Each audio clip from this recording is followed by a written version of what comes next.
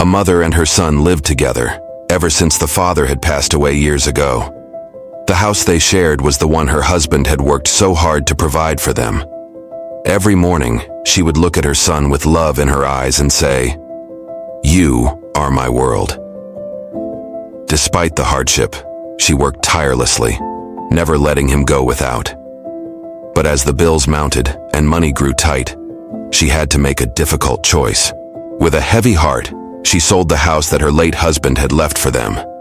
They moved into a small, modest apartment, far from the home she once cherished. She never told him the true cost of keeping their life afloat. She simply said, "It's just a house. We still have each other."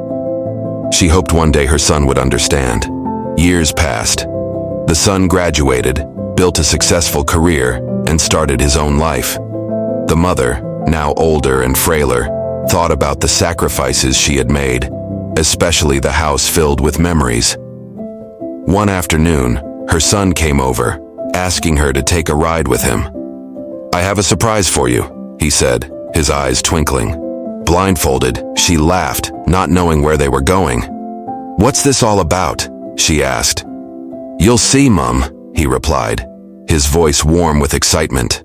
When they finally stopped, he gently led her out of the car and guided her to a familiar spot.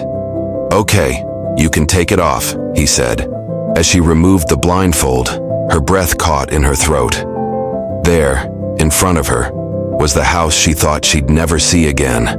The home her husband had left them, the one she had sacrificed so much to save her son's future. Her eyes filled with tears. "How?" she whispered, barely able to speak. Her son smiled and placed the house keys into her trembling hands. "I found out what you did, Mum," he said softly. "You sold the house to give me a better life, but now it's time for you to have it back. This is our home again."